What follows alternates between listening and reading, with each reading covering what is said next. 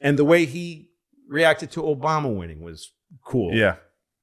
I like the way he handled that.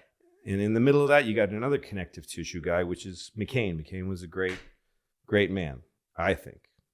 Those clips of him when he's debating Obama and someone's like, he's a Muslim. And he's like, he goes, don't say that. You got to stop. He was like, he took the microphone away. She goes, he's an Arab, this lady. And he goes, no. Give me. He says, listen, I don't agree with the guy about how to run the country, but he's a good man. We're starting with that he's a good man. Yeah.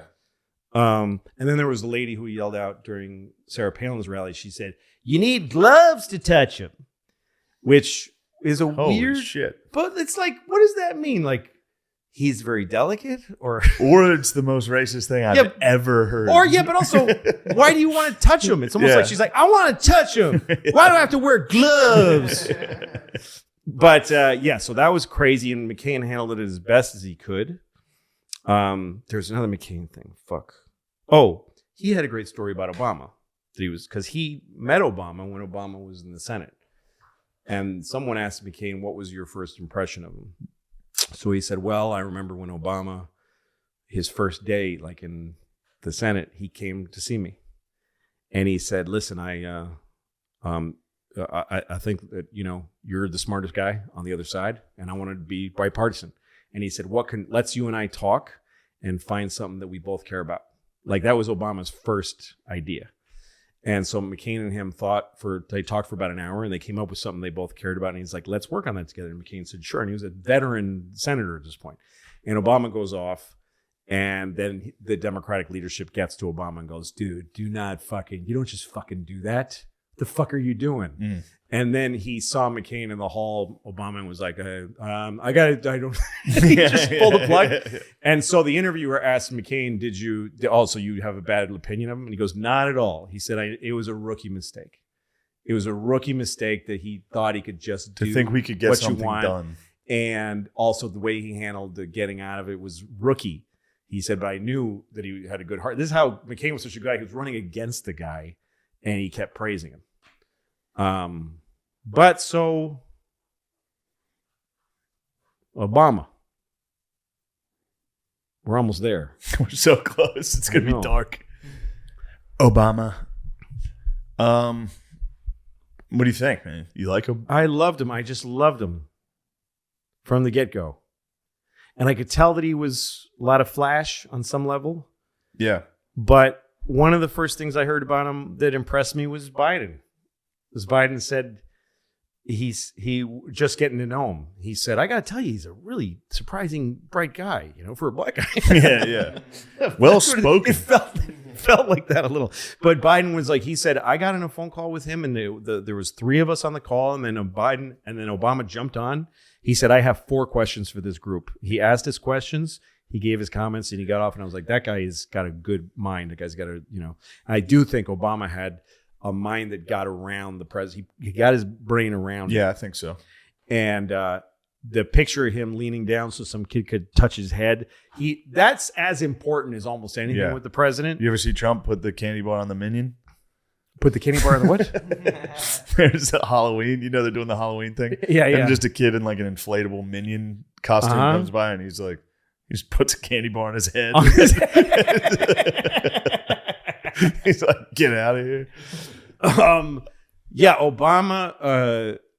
Obama was a great speaker. And he gave people a feeling about where the country was. And he brought a feeling to the presidency that there was a kindness in it. And I learned a lot from him in terms of confrontation. And like, he debated with McCain, and McCain was just kind of like bulldogging him. And Obama knew that you don't win in the room. You don't win because he says you're right. He's never going to say you're right.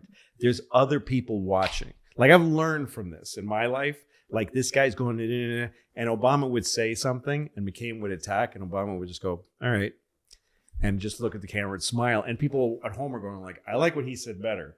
I don't need him to attack this guy to make the point. I like the sound he's making better than his sound. It's not about who wins this. And McCain being like a military guy, this is his way. Do you ever get to meet Obama? I never got to meet Obama, but I was in Washington, and I was a big deal at the time, and I thought maybe I could meet the president. I was staying at Hey Adams, which is across the street. You call him? You call the White House? So I called my publicist. Who I no longer have one of those. I used to have an agent and publicist, and I don't have none of these people anymore.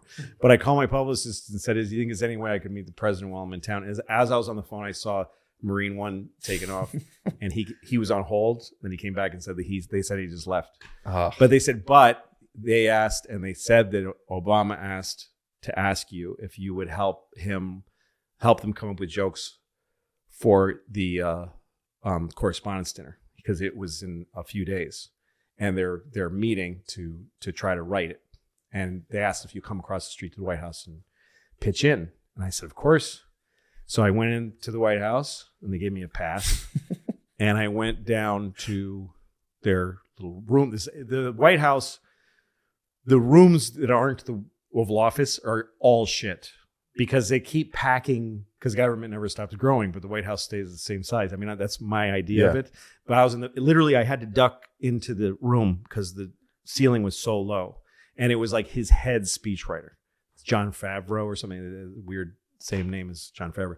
But anyway, so we sat in his office, and I pitched jokes, and I got one in. He opened with my joke, which was, because it was his last one, and Trump had won, so it was his swan song. And my joke was, it's an honor to be here for my last correspondence dinner, probably the last correspondence dinner. And it turned out to be true. Trump, you were close. Do him. Yeah, Trump. They just did the first one. Yes. But anyway, he did that. He opened with my I was joke. hoping you didn't write the one that made Trump the president. No, that was before. Yeah, it was before. Yeah, you remember that? No, I didn't. Yes. That's one of my favorite clips of all time. Oh, I mean, Obama was so good. It's he was him such a destroying Trump in front of Yes, everyone. and Trump's just sitting there, I'm going to be fucking president, you piece of shit. It's pretty good. Yes, it is. I do respect those moments, just like Cheney in the movie. Sure. Where they're like, you got to change it. And I was like, I'm going to do it. Yes. It's a cool, like watching Trump sit there with his fucking hair just bobbing while everyone's laughing. It's like, all right, we'll see. We'll see. Laugh at Trump. See what happens when you laugh at Trump. And that's, by the way, psycho. what he was thinking was literally the words, laugh at Trump. Everybody's laughing at Trump. Don't laugh, because he talks about he talks about Trump. So Obama wrote me a letter saying, thanks for helping, and I'm a fan, and maybe we'll meet someday, but I never met him. Yeah. And he went on Mark Maron's podcast, and they talked about politics for like 2 hours. And at the end, Maron asked him, did you enjoy being on the show? And Obama said, I thought we were going to talk about comedy. And Maron was like, oh, because he talks about politics everywhere. Yeah. And he goes, oh, well, who are your favorite comedians? And he says, well, I like Jerry Seinfeld and Dick Gregory. But the guy I really love is Louis, because you can tell, even though he says terrible things, he's a good guy. Something like that. He said something nice about him. Meant a lot to me, because I just, with no regard for history or morality, I just love Obama. Yeah. I have no idea if he's done good or bad, but as a guy, I just really, I dug him. Yeah. He seems like he's just an incredible speaker, and he was like what a president should be.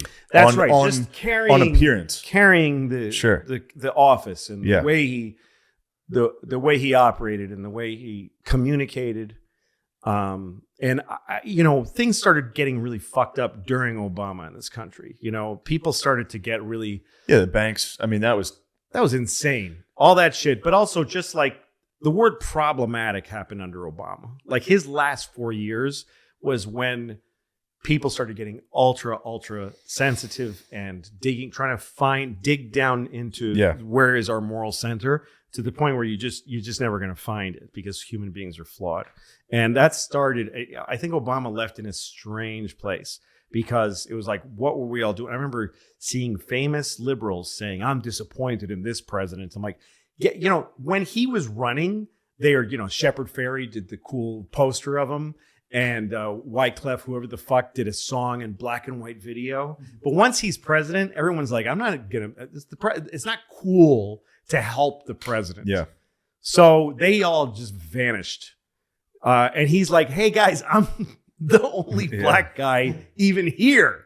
I'm not just the first black president. I'm the only black guy at this level, and no one's helping me. I mean, that's how I felt, was that he got kind of abandoned, and he couldn't find and Congress became weird. But I don't know anything about this. Yeah. Again, that's not my expertise. My thing is I really dug the guy as a person and the way he carried the office. And he was another example where I was like, that feels like a democracy. And a lot of people would be like, well, then you're deluded, fine. Sure. But I'm 54 and that's how I feel. Yeah. That was the first election that I remembered. It seemed to start to get really polarized. Mm-hmm. Like I remember when he won, people I was with were upset. Yes. That wasn't even close to where we got. That was the first time I remember the world being that there were people who hated the president. That was the first time. I mean, Reagan, my mom was upset. But one thing I'll say, I know we're getting yeah, we're good. So obviously, we're gonna close with the dog. So my mom really surprised me twice. My mom died a couple of years ago, but she was like my best friend and my intellectual counterpart. She's who I talked to about everything. And I remember, first of all, when John Kerry ran for president, I called her up because I have 3 sisters, and my mom and I basically controlled the household vote. So we figured we're super delegates. We have 5 votes. Yeah. So they just, because my sisters would vote for whoever we said. My mom was a Republican and a conservative as a kid. And then Jack Kennedy came to speak at Michigan, where she was in college. And a friend of hers grabbed her and said, "You're coming to watch Kennedy." And they sat in the front row with knitting, waiting while the crowd gathered. And then she watched Kennedy speak from this close. And she was a Democrat from that day on. But when I called her and said, "So we're voting for Kerry," she said, "I'm not voting for that guy."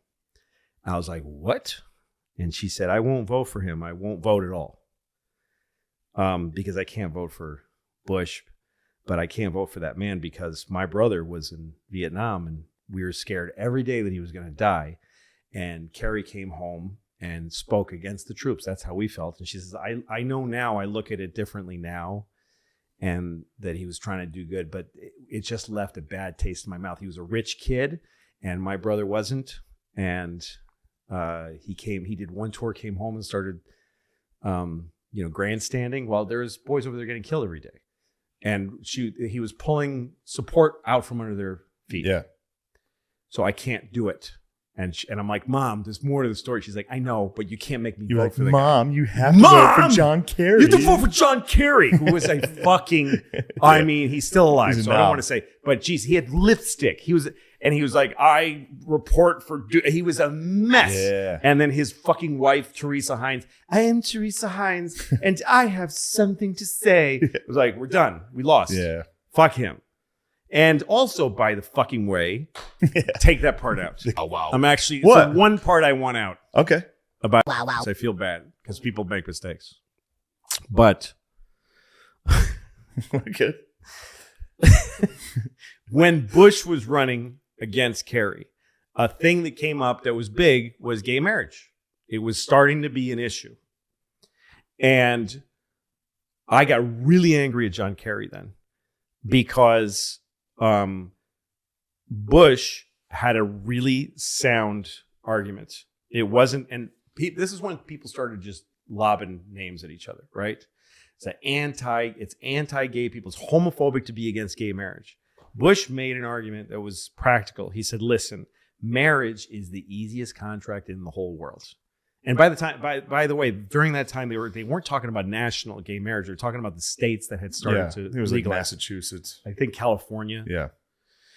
So he said, marriage is the simplest contract in the world. It costs $10 most places, and it's ironclad, and it's accepted all over the world as meaning the same thing.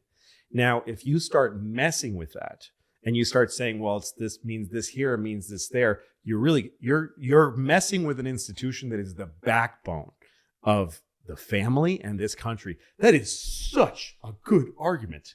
Now, you can argue against it, and people have very well. Yeah. This is nothing to be afraid of. This is about their rights, all kinds of things. But the Democrats didn't want to say, this is their right. Why would you, the thing you just said, why would you deprive gay people of it? You're living in a fucking in a time capsule. This is important. Yeah. It's the same as they said this about interracial marriage. It's a million arguments. But Kerry didn't want to go there. He was like, look, it's a man and a woman to me, but I don't think but they're homophobic. They don't like gay people. And Cheney's daughter's gay, and I don't have a problem with Cheney's daughter being gay. They did that. Yeah. Edwards did it. Edwards said, because Cheney and him debated. He said, I think it's great that his daughter's gay. I think that's great. What do you think of that? And he expected Cheney to have a bad moment. And Cheney, who's a very complicated guy, said, thank you. I appreciate that. Yeah. I love her. Oh, I mean, they just won right there. So go. I don't know how I got back to him. We're at the end of Obama. Into Trump. Oh, yeah. This is like I was saying, I remember when Obama beat Romney. That was the first time I felt like, oh, this was totally divided. Because towards the end of Bush, everybody hated Bush. That was divided. Half the country, really hated him. Bands were coming out with music against him. That's why. Because I was saying people hated Obama so much, and it's when I started feeling things coming apart because I had that moment about Bush. I was against Bush as president, but I could see where he was at. And then the other thing it's because of my mom. So when Obama was running, I'm like, we're in for Obama, right? We're doing Obama. And my mom said, I'm not voting for Obama. And I was like, what the fuck are you talking about? She said, I'm not voting for him because he picked Joe Biden as a vice president. And Hillary Clinton had nearly beat Obama in the primaries. And she had done an incredible campaign. Her campaign was historic because she was the first woman to run effectively for national office and to get that close. It was a big deal. She said she won, and she also remembers when she was younger that typically the guy running for president, his running mate would be his rival. You pick your rival because it's your way of saying, I'm not afraid of my rival. I can work with the people it's how you unite the party. It's what Reagan did with Bush.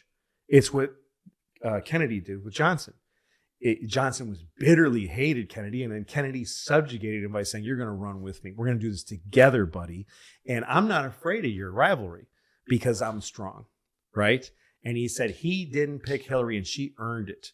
And he gave it to Joe. And the name Joe drove her crazy. She didn't care about Biden was fine. She said, Joe Biden's a regular guy. And my mother worked her whole life. She was a single mother. She says, I worked my whole life, and me and women I worked with would earn the spot, and it would be given to Joe. Just some Joe who smiled and knew how to work it. Yeah. And the woman who earned it gets fucked. And the reason I hate him for it is because it means he has no balls. My mother said this. Obama has no balls because he picked a guy. He didn't want to pick her because he's afraid of women. He's afraid of a strong woman. And she said, I'll never vote for him. I think he was afraid of losing. She did not use the N-word. I think he was afraid of losing. So, no, I don't think that's what happened. But here's what's cool about it.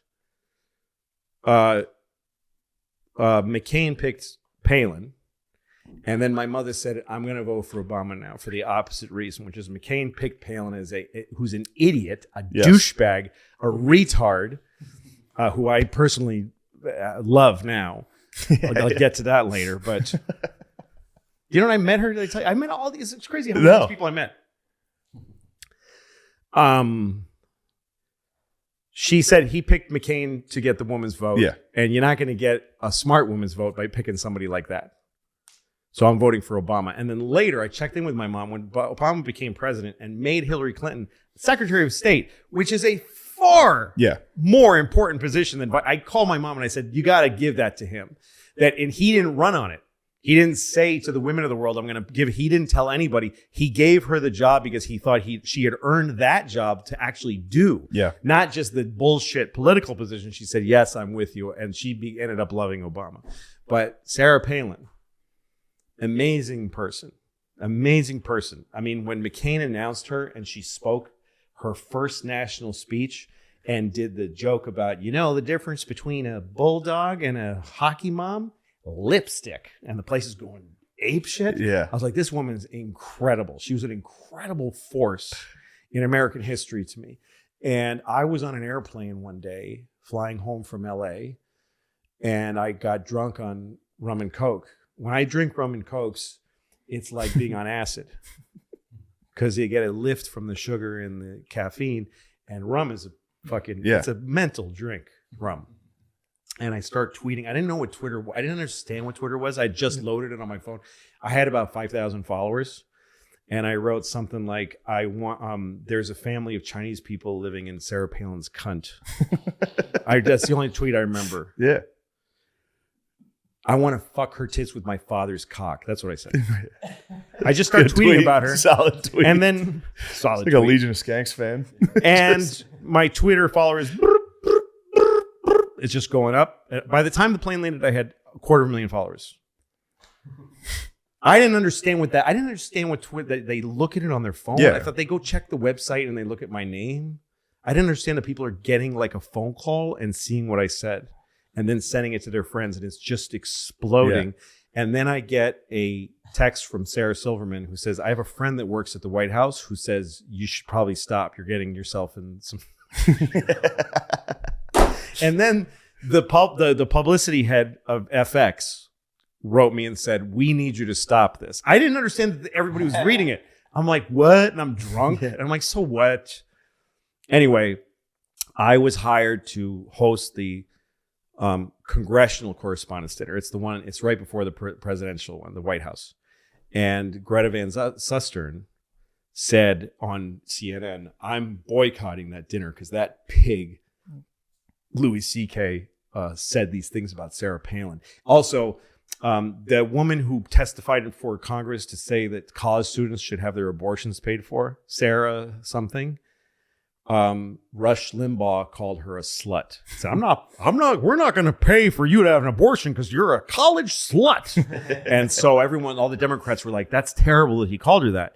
But then Bill Maher called Sarah Palin a cunt and gave $1 million to Obama with a giant check. And then I said that she has Chinese people living in her cunt. I didn't call her a cunt. That's different.